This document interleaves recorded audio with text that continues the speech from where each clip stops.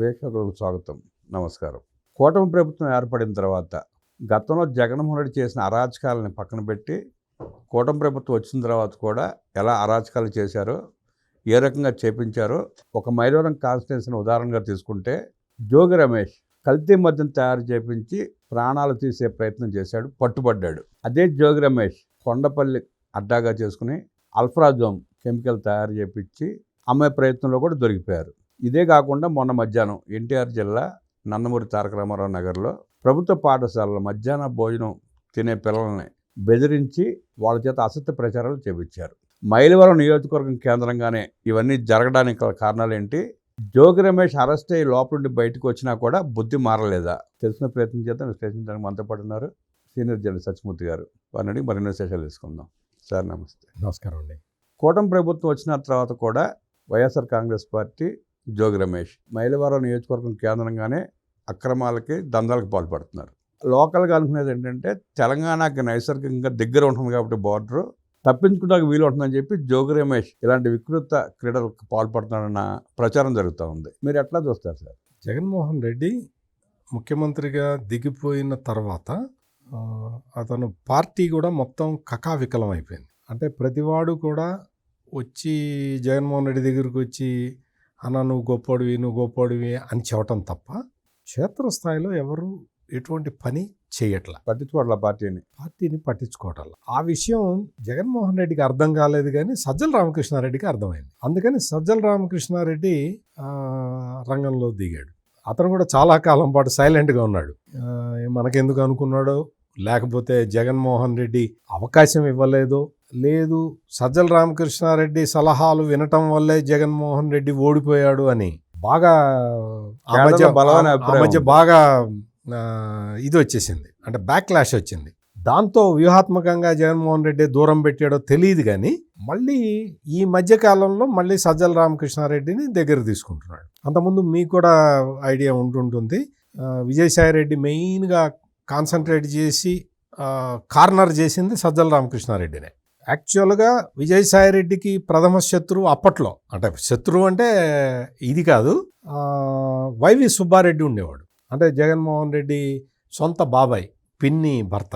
అతను ఏదో అది ఇది చెప్తూ ఉండేవాడు, విజయసాయికి వ్యతిరేకంగా చెప్పేవాడు అని విజయసాయిరెడ్డి ఫీల్ అయ్యేవాడు. ఆ తర్వాత కాలంలో ఆ ప్లేసులోకి సజ్జల రామకృష్ణారెడ్డి వచ్చేసాడు. దాంతో విజయసాయిరెడ్డి సఫికేషన్ ఫీల్ అయ్యి బయటకు వచ్చేసాడు. ఇంకా ఎంత ప్రయత్నం చేసినా తను దగ్గర కాలేకపోతున్నాడు అన్న ఫ్రస్ట్రేషన్లో. కేంద్రంలో తనకు అనుకూలంగా పనిచేసి పెట్టి ఈ కేసుల వ్యవహారాలను చూసి చక్కబెట్టింది కూడా విజయసాయిరెడ్డి అన్న పేరు కూడా ఉంది. అట్లాంటి వ్యక్తిని ఎందుకు దూరం చేసుకున్నాడు అంటారు? ఇక్కడ ఏంటి అంటే, అది మీకు నాకు అనిపిస్తూ ఉంటుంది. జగన్మోహన్ రెడ్డి ఏమనుకుంటుంటాడంటే, జగన్మోహన్ రెడ్డి అంత ఈగోయిస్టిక్ పర్సన్ ఈ ప్రపంచంలో ఎవడు లేడు. మామూలుగా అడాల్ఫ్ హిట్లర్ని ఎప్పుడో మనం పుస్తకాల్లో చదువుకున్నాం, చూడలేదు. ఆ టైపులో ఒక ఈగో ఉంటుందన్నమాట. అందుకని ఇతనేంటంటే ఢిల్లీలో నేను వెళ్ళి సెట్ చేసుకున్నాను, విజయసాయిరెడ్డి కాకపోతే గురుమూర్తి చేసి పెడతాడు నాకు అన్న ఫీలింగ్లోనే ఆయన ఉంటాడు. గురుమూర్తి అంటే తెలుసు కదా, తిరుపతి ఎంపీను మొన్న విశాఖపట్నంలో గూగుల్ AI డేటా సెంటర్ రావడానికి వీల్లేదని కోర్టులో పిటిషన్ వేశాడు. హైకోర్టు వాళ్ళు చివర్లు పెట్టి దాన్ని డిస్మిస్ చేశారు. అంటే జగన్మోహన్ రెడ్డి దగ్గర ఇటువంటి మనుషులు చాలా మంది ఉన్నారు. అందుకని జగన్మోహన్ రెడ్డి విజయసాయిరెడ్డికి విలువ ఇవ్వాల. ఇక్కడ ఏంటి అంటే, ఎప్పుడైతే సజ్జల రామకృష్ణారెడ్డి మళ్ళీ దగ్గరికి వచ్చి మళ్ళీ పార్టీ యాక్టివిటీస్ చూడటం మొదలుపెట్టాడో, అతను ఏం చేశాడంటే, అతనికి బాగా దగ్గరగా సన్నిహితంగా ఉండే రాజకీయ నాయకుల్ని సెలెక్ట్ చేసుకున్నాడు సజ్జల రామకృష్ణారెడ్డి. అందులో ఒకడు జోగి రమేష్. ఆ గుంటూరు దీనికి వచ్చేవరకు లేళ్ల అప్పిరెడ్డి, అట్లా రాయలసీమలో ఒక ఇద్దరిని అట్లా అంత మొత్తం పెట్టుకున్నాడు. ఉత్తరాంధ్రలో కొడాలి నాని, విడుదల రజని, వీళ్ళని ఇటువంటి వాళ్ళని కొంతమందిని సెలెక్ట్ చేసుకొని, ఇదంతా సజ్జల వర్గమే, ఆ కాన్స్టిట్యుయెన్సీస్లో కాన్సన్ట్రేట్ చేస్తూ ఉన్నారు. ఆ కాన్స్టిట్యుయెన్సీ తిరుపతి ప్రధానంగా భూమన కరుణాకర్ రెడ్డిని నువ్వు అక్కడే ఉండి రోజు తిరుపతిలో తిరుపతి దేవస్థానం మీద ప్రెస్ కాన్ఫరెన్స్ పెట్టాలి. నీకు అటాచ్డ్గా ఇదిగో ఈ అధికార ప్రతినిధి ఉంటాడు. నువ్వు తిరుపతిలో చెప్పు, ఈ అధికార ప్రతినిధి హైదరాబాద్లో కూర్చొని చెప్తూ ఉంటాడు. నేను ఫాలో అయిపోతాడు.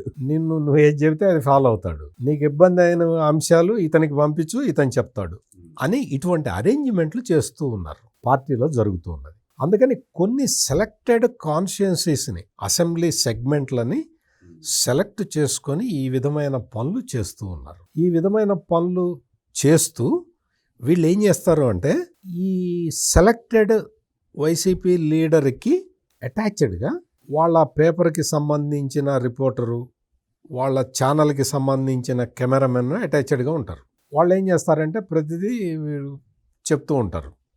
దాన్ని వాళ్ళు ప్రాపగేట్ చేస్తారు. అంటే మిస్ఇన్ఫర్మేషన్ ప్రాపగేషన్ అన్నమాట. అది చేస్తూ ఉంటారు, అది పుష్ చేస్తూ ఉంటారు మార్కెట్లో. అట్లా ప్రతిదీ కూడా ఇప్పుడు మీరు ఈ మైలవరం కాన్స్టిట్యున్సీలో తారక రామారావు నగర్లో ఒక స్కూలు ఏముంది, అందులో అది పెద్ద ప్రాధాన్యత కలిగిన అంశం కాదు. జనరల్గా మీకు నాకు ఒక state as unit mid day meals scheme అమలు జరుగుతూ ఉంటే, ఒక జిల్లాలో ఒక ప్రాంతంలో ఒక స్కూల్లో జరిగిన ఇన్సిడెంట్ని అంత మ్యాగ్నిఫై చేసి చూపించాల్సిన అవసరం లేదు. నేను యాజ్ ఎ జర్నలిస్ట్ చెప్తున్నాను. నేను అంటే ఒక న్యూస్ పేపర్కి సంబంధించిన ఎడిటర్గా అటువంటి వార్త వస్తే నేనైతే ఆ జిల్లా ట్యాబ్లాయిడ్లో ఆ రీజియన్ పేజీలో వార్త వేసి వదిలేస్తాం. జిల్లా ట్యాబ్లాయిడ్లో కూడా ఫస్ట్ పేజీలో వేయం. జనరల్గా దాని న్యూస్ వాల్యూ అంతే. అదేంటి అంటే లోకల్ న్యూస్ ఇంపార్టెన్స్ ఉన్నది అంతే. అది జిల్లా మొత్తం కూడా ఎవడు చదవడు. ఏదో మైలవరం కాన్స్టిట్యున్సీలో ఇదేందా అని చదవరు. అటువంటి చిన్న వార్తని వీళ్ళు పెద్దది చేసి మ్యాగ్నిఫై చేసి ఈ సోషల్ మీడియా వాళ్ళ చేతుల్లో బలంగా ఉంది కాబట్టి ప్రచారం చేశారు. ఆ వీడియోలు తీసి మరి ప్రచారం చేశారండి. ఆ వీడియో తీసి మరి ప్రచారం చేశారు. సింపుల్గా నేను ఒక్కటే క్వశ్చన్ అడుగుతున్నా. ఆ స్కూలుకి సంబంధించి పిల్లలు అలా చేస్తున్నారు అని మీ కెమెరామెన్కి ఎట్లా తెలిసింది? మీ రిపోర్టర్కి ముందరే ఎట్లా తెలిసింది? రోజు వెళ్ళి ప్రతి స్కూల్ దగ్గర కాపలా కాస్తున్నారా? Simple question. ఇక్కడ ఏంటి అంటే, అక్కడ ఆ స్కూల్ హెడ్ మాస్టర్, అతని పేరు జాన్. ఆ జాన్ అనే హెడ్ మాస్టరు అక్కడికి వచ్చిన దగ్గర నుంచి అతను అన్నీ కెలుకుతూ ఉన్నాడు. ముఖ్యంగా ఏంటి అంటే, ఈ కొంతమంది ఈ సెల్ఫిష్ హెడ్ మాస్టర్లు, మామూలు హెడ్ మాస్టర్లు అందరూ చాలా మంచి వాళ్ళే ఉంటారు.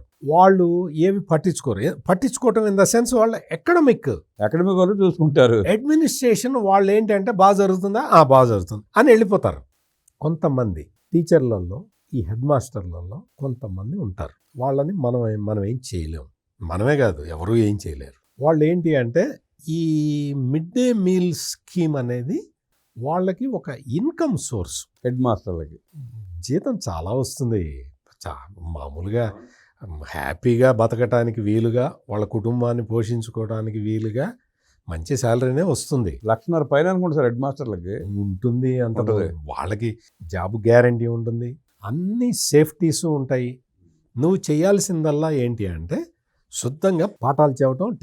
ఏ టీచర్ అన్నా రాకపోతే నువ్వు వెళ్ళి ఆయన క్లాసు నువ్వు తీసుకోవటం. ఈ హెడ్ మాస్టర్కి ఇంకేం పని ఉంటుంది? జగన్మోహన్ రెడ్డి టైంలో బాత్రూమ్ ఫోటోలు తీ అని ఎవరికి చెప్పేవాళ్ళు? హెడ్ మాస్టర్కి చెప్పేవాళ్ళు. బాత్రూంలో ఫోటోలు తీసి పెట్టాలి, నువ్వు వచ్చి అటెండెన్స్ వేయించుకోవాలి, నీ టీచర్ల అటెండెన్స్ ఇవ్వాలి, పిల్లల అటెండెన్స్ అన్ని హెడ్ మాస్టర్ చేయాలి. అటెండెన్స్ అంటే తీసుకుంటాడు, బాత్రూంలో ఫోటోలు కూడా తీసి పెట్టాలి, అప్లోడ్ చేయాలి. ఆ రోజుల్లో జగన్మోహన్ రెడ్డి పరిపాలించే రోజుల్లో ఈ హెడ్ మాస్టర్లు అందరూ ఇటువంటి వీళ్ళు అంటే ఈ జాన్ లాంటి హెడ్ మాస్టర్లు అందరూ కుక్కిన పేలుల్లాగా పనిచేశారు. అవసరమైతే బ్రాండ్ షాప్ దగ్గర మరి క్యూలో నుంచోబెట్టి చేశారు. ఈ రోజున ఎప్పుడైతే ఈ మధ్యాహ్న భోజన పథకం పకడ్బందీగా అమలు జరుగుతున్నది, మీకు ఏ మాటకు ఆ మాట చెప్పుకోవాలి. డొక్కా సీతమ్మ గారి పేరు పెట్టిన దగ్గర నుంచి మరి ఏ క్షణాన ఏ ముహూర్తాన ఆ పేరు పెట్టారో కానీ అది సుభిక్షంగా నడుస్తూ ఉన్నది. దాన్ని చాలా చోట్ల ఈ హరే కృష్ణ ఫౌండేషన్ వాళ్ళు నడుపుతూ ఉన్నారు. చాలా ప్రాంతాల్లో చాలా సిస్టమేటిక్గా నడుస్తూ ఉన్నది. అంతకుముందు చిక్కీలో రాళ్ళు వచ్చి పురుగులు వచ్చిన పరిస్థితి మనం చూసాం. కోడిగుడ్లు కూడా పాడైపోయిన ముడిగిపోయిన కోడిగుడ్లు ఉండి చూసి ఇప్పుడు అటువంటి కంప్లైంట్లు ఎక్కడా రావట్లా. అంటే ఏంటి, పక్కడబందీగా మిడ్ డే మీల్ స్కీమ్ నడుస్తున్నది. పక్కడబందీగా నడుస్తున్న ఈ స్కీమ్ని బదనాం చేయాలి. ఈ హెడ్ మాస్టర్ జాన్ ఏం చేశాడు అంటే ఒకే దెబ్బకి 2 పిట్టలు. ఒకటి గవర్నమెంట్ బదనాం అవుతుంది, 2 వీడిని లోకల్గా ఎవడైతే దాన్ని ఎగ్జిక్యూట్ చేస్తున్నాడో వాడిని బ్లాక్మెయిల్ చేస్తే మనకి కమిషన్ వస్తుంది అన్న ఏరియా ఆ ఆలోచనలోకి వచ్చేసి ఆ ఏరియా రిపోర్టర్ని పిలుచుకున్నాడు. వాళ్ళ రిపోర్టర్ని కార్యక్రమాన్ని సజావుగా పూర్తి చేశాడు. సజాగా పూర్తి చేసామని వాళ్ళు అనుకుంటున్నారు సార్. ఆ చుట్టుపక్కల ఏ స్కూల్లో రాని కంప్లైంట్ ఇది ఒక్కటే స్కూల్ ఎలా వచ్చిందనేది ప్రశ్న. ఇప్పుడు నేను నెక్స్ట్ చెప్పబోతున్నది అదే. నీ ఒక్క స్కూల్లోనే అదే ఏజెన్సీ చాలా స్కూళ్ళల్లో వాళ్ళు టేకప్ చేశారు, వాళ్ళు చేస్తూ ఉన్నారు. మొత్తం హరే కృష్ణ కాకపోయినా వాళ్ళ ఈ మిడ్ డే మీల్ ఇంప్లిమెంట్ చేసే కాంట్రాక్టరు ఒకే చోట చేస్తే అతనికి కూడా గిట్టుబాటు కాదు కదా. అందుకని కుక్స్ని పెట్టి ఒక 20-30 చోట్ల చేసుకుంటూ ఉంటాడు. అట్లా ఎక్కడా రాని ప్రాబ్లం ఇక్కడే ఎందుకు వచ్చింది అని వెతికారు. మీ మామూలుగా ఏంటి అంటే జగన్మోహన్ రెడ్డి టైంలో ఇటువంటి వార్తలు వస్తే ఇగ్నోర్ చేసేవాడు, పట్టించుకునే నాదుడు దిక్కుండేది కాదు. వార్త కూడా బయటకు వచ్చేది కాదు, దిక్కుండేది కాదు. కూటమి ప్రభుత్వం ఎప్పుడైతే వచ్చిందో ఎందులో అయినా సరే సోషల్ మీడియాలో కానీ, పేపర్లలో కానీ, ఛానళ్లలో కానీ ఏ వార్త ఎవడన్నా సెల్ఫీ వీడియో తీసి ఫేస్బుక్లో పోస్ట్ చేసినా కానీ చాలా సీరియస్గా దాన్ని తీసుకుంటూ ఉన్నారు. తీసుకొని దాని మీద విచారణ జరిపిస్తూ ఉన్నారు. ఒక చోట కొద్ది చాలా చోట్ల విచారణ జరిపిన తర్వాత దాన్ని అది కనుక తప్పు అయితే ఆంధ్రప్రదేశ్ గవర్నమెంట్ ఫ్యాక్ట్ చెక్ అని ఒకటి పెట్టి అందులో వేస్తూ ఉన్నారు. అది నిజమే అయితే ఇప్పుడు మీకు ఉదాహరణకి ఆ రాజమండ్రిలో కల్తీ పాలు జరిగింది. దాని మీద కూడా ఇట్లాగే గొడవ అయింది, చాలామంది చనిపోయారు కూడా. గవర్నమెంట్ ఎక్కడన్నా రిజైండర్ ఇచ్చిందా? నో సోషల్ మీడియాలో వచ్చింది తప్పు అని ఎక్కడన్నా చెప్పారా? వెంటనే ఎప్పుడైతే మీడియాలో వచ్చేసిందో అప్పుడు ఎంక్వైరీ చేసుకుంటున్నారు, కరెక్టివ్ మెజర్స్ తీసుకుంటున్నారు. This is called democracy. అంతే సింపుల్. ఒకటే పదంలో చెప్తాను నేను. ఇక్కడ ఏమైంది అంటే ఈ సంఘటన జరిగిన తర్వాత వెంటనే సీరియస్గా తీసుకొని ఎంక్వైరీ చేస్తే ఆ ఏజెన్సీ ఏదైతే వంట చేసే ఏజెన్సీ ఉందో వాళ్ళు చాలా కాలంగా అక్కడే చేస్తున్నారు. అదే జిల్లాలో చాలా చోట్ల చేస్తూ ఉన్నారు. ఎక్కడ కంప్లైంట్ రాలేదు. ఇక్కడ కంప్లైంట్ ఎందుకు వచ్చింది అంటే వాళ్ళు చెప్పేశారు, అయ్యా ఇది జాన్ గారు మమ్మల్ని ఇట్లా బ్లాక్మెయిల్ చేస్తున్నాడు, అది ఏదని వాళ్ళు రిటర్న్ స్టేట్మెంట్ ఇచ్చేశారు. నాకు ఆ వీడియో చూడగల గుర్తొచ్చిందండి. గతంలో కూడా ఒకసారి ముద్రగడ పద్మనాభరెడ్డి గారు పళ్ళెం ప్లేట్ పెట్టి కొట్టాడు అట్టాగే. సేమ్ నేను అదే సౌండ్ అదే కొట్టుడు. ఈ వచ్చిన తర్వాత పిల్లల్ని అడిగితే సార్ చెప్పాడు మేము చేసామన్నారు. దాంతో ఈ రోజున ఆ జాన్ అనే హెడ్ మాస్టర్ని సస్పెండ్ చేశారు. దీనికి ఈ మైలవరం కాన్స్టిట్యున్సీలో మీరన్నట్టు ఇది ఒక్కటే కాదు. ఈ మద్యం కల్తీ ఇప్పుడు ములకల చెరువు, ఎక్కడ ఉమ్మడి చిత్తూరు జిల్లా, పాత చిత్తూరు జిల్లాలో ఉన్నాయి. ఎక్కడ ములకల చెరువు, తమలపల్లి కాన్స్టిట్యున్సీ, ఎక్కడ ఈ ఇబ్రహీంపట్నం, వాడు తీసుకొచ్చి ఇక్కడ పెట్టడం ఏంటి? బ్రాంచ్ ఆఫీస్ ఇక్కడ పెట్టడం ఏంటి? ఇక్కడ ఎందుకు పెట్టాడు? జోగి రమేష్ సేఫ్ ప్లేస్ అనుకున్నారు, పెట్టారు అక్కడ తమలపల్లి ఎవరిది? ఈ ఎవరైతే పెద్దిరెడ్డి రామచంద్రారెడ్డి తమ్ముడు ఉంటాడు, పెద్దిరెడ్డి ద్వారకానాథరెడ్డికి సంబంధించిన అది. ఎంపీనేమో పెద్దిరెడ్డి మిథున్ రెడ్డి, ఎమ్మెల్యేనేమో వాళ్ళ బాబాయ్. మొత్తం అక్కడ లోకల్గా ఉన్న వాళ్ళందరూ వైసీపీ ఎంపీటీసీలు, జెడ్పీటీసీలు, సర్పంచులు అందరూ వైసీపీ వాళ్ళు. సేఫ్ అడ్డా అని చెప్పి అక్కడ నకిలీ మద్యాన్ని అక్కడ తయారు చేయడం మొదలుపెట్టి ఇంకొక సేఫ్ అడ్డా ఏది? ఈ మైలవరం కాన్స్టిట్యున్సీలో ఇబ్రహీంపట్నంలో తీసుకొచ్చి పెట్టారు. ఇబ్రహీంపట్నంలో జోగి రమేష్ ఇవన్నీ అనుబంధాలు మనం అన్నీ చూసాం. మీరన్నట్టు ఏంటంటే ఇబ్రహీంపట్నం ఈ మైలవరం కాన్స్టిట్యున్సీ ఈ ఏరియా నుంచి అన్ని చోట్లకి అన్ని చోట్లకి రూట్ ఉంది కాబట్టి వ్యాపారం జరుగుతూ ఉంటుంది, పట్టుకుంటే గవర్నమెంట్ బదనాం అవుతుంది అన్న ప్లాన్ ప్రకారం చేసినప్పుడు ఆ రోజున జోగి రమేష్ వచ్చి అంటే ముందరే వాళ్లే తయారు చేయించి, వాళ్లే డిపో పెట్టి, వాళ్లే పట్టించి చంద్రబాబు నాయుడు ప్రభుత్వాన్ని బదనాం చేసే కుట్ర తీసుకొచ్చి దీన్ని అట్లా తీసుకొచ్చి ఎక్స్పోజ్ చేశారు. ఎవడు చేశాడు, ఎట్లా నీకు అక్కడ డిపో ఉన్నట్టు నీకెట్ట తెలుసు ఎవడు చెప్పాడు అనేది కదా ప్రధాన ప్రశ్న. అప్పుడు వచ్చి దాన్ని వీడియో తీసి ఇదిగో ఇక్కడ ఉన్నాయి బాటిళ్ళు అని ఏకపాత్ర అభినయం చేశాడు జోగి రమేష్. అంటే ఇవన్నీ ఒకటి కాదు, రెండు కాదు. ఈ అక్రమాలు, దీనికి సంబంధించిన ఈ అడ్డాలు కొన్ని పెట్టుకున్నాడు. ఒక మైలవరం అనేది ఒక ప్రయోగశాల, ప్రయోగాలు జరుగుతూ ఉన్నాయి అక్కడ. ఏం ప్రయోగాలు? డెమోక్రసీని విచ్ఛిన్నం చేసే ప్రయోగాలు, నేరాలని ఎక్కువ చేసే ప్రయోగాలు. ఈ నేరాలని ఎక్కువ చేయటం ద్వారా సామాజిక మాధ్యమాలలో ప్రచారం చేసి రాజకీయ ప్రయోజనం ఎంత వస్తుందో కొలుచుకునే ప్రయోగాలు అవన్నీ చేస్తూ ఉన్నారు ఈ వైసీపీ నాయకులు. ఇటువంటివే ఇంకొక 4-5 కాన్స్టిట్యున్సీలు మొత్తం రాష్ట్రంలో ఒక ప్రయోగంలాగా చేస్తూ ఉన్నారు. నా రిక్వెస్ట్ ఏంటి అంటే, వాళ్ళు ప్రయోగాలు చేస్తూనే ఉంటారు. మనం తెలుసు, తెనాలి ఐతానగర్లో గంజాయి బ్యాచ్ని వెళ్ళి ఏముంది తప్పే, పిల్లల మీద కేసులు ఉంటే తప్పే ఉంది అని వచ్చిన వ్యక్తికి సంబంధించిన పార్టీలో ఇటువంటి ప్రయోగాలు కాక ఇంకేం జరుగుతాయి? ఇటువంటి ప్రయోగాలే జరుగుతాయి. కాబట్టి ఒకటి, ఈ హెడ్ మాస్టర్లు అందరూ కూడా జాగ్రత్తగా ఉండాలి. వాళ్ళ బాధ్యత ఏంటో వాళ్ళు చేయాలి. 2, పోలీసులు ఇటువంటి పొలిటికల్ ఎఫిలియేషన్ ఉన్న కేసుల్ని టఫ్గా డీల్ చేయాలి. లేకపోతే మీకే ప్రమాదం. పోలీసులకి ఏంటి ప్రమాదం అంటే, మీరు గనక వీళ్ళతోటి కుమ్మక్కయ్యారు అనేది తెలిస్తే మిమ్మల్ని స్పేర్ చేయడానికి పైన జగన్మోహన్ రెడ్డి ప్రభుత్వం కాదు ఉన్నది, చంద్రబాబు నాయుడు ప్రభుత్వం. అందుకని ఇప్పుడు హెడ్ మాస్టర్ ఎట్లా దొరికాడో వీళ్ళకి సపోర్ట్ చేస్తే ఎవడైనా దొరుకుతాడు. ఎక్సైజ్ పోలీసులు కూడా చాలా జాగ్రత్తగా ఉండాలి. ఆ కేసులో ఏదైతే ఈ ఇబ్రహీంపట్నం డెన్ కేసులో, లిక్కర్ డెన్ కేసులో చాలా ఎఫెక్టివ్గా పనిచేశారు లోకల్ పోలీసులు, ఎక్సైజ్ పోలీసులు కూడా. అదే అలర్ట్నెస్ కంటిన్యూ చేయాలి మీరు. అదేవిధంగా మొత్తం అక్కడున్న రెవెన్యూ స్టాఫ్ కానీ, ముఖ్యంగా మైనింగ్ స్టాఫ్, వీళ్ళు కనుక వాళ్ళ ప్రవర్తన అప్పుడు అంతకు ముందరైతే మొత్తం ఏదైనా కొట్టుకెళ్ళేవాళ్ళు, మొత్తం అన్నీ కొట్టుకెళ్ళేవాళ్ళు, అన్నీ అటు తెలంగాణ పోయేవి, ఇటు అన్ని చోట్లకే వెళ్ళిపోయేవి. మైనింగ్ స్టాఫ్ కూడా చాలా అప్రమత్తంగా ఉండాల్సిన పరిస్థితి ఉంది. లేకపోతే ప్రాబ్లమ్స్లో ఆఫీసర్లు ఇరుక్కుంటారు. అందుకని ఇప్పుడు ఈ మిడ్ డే మీల్ స్కీమ్లో ఈ హెడ్ మాస్టర్ ఇట్లాగే దొరికాడు. మీకు ఇదంతా మీరు వైసీపీ చేయించిందని మీరు ఎట్లా చెబుతారు సత్యమూర్తి గారు? మీరు పెద్ద జర్నలిస్ట్ అయ్యి ఉండి మీరు అంత జాన్ అని పేరున్నంత మాత్రాన వైసీపీ చేయించిందని మీరు ఎట్లా చెబుతారు సత్యమూర్తి గారు అని మీరు అడగచ్చు. మీరు అడక్క ముందరే దానికి సమాధానం చెప్తా.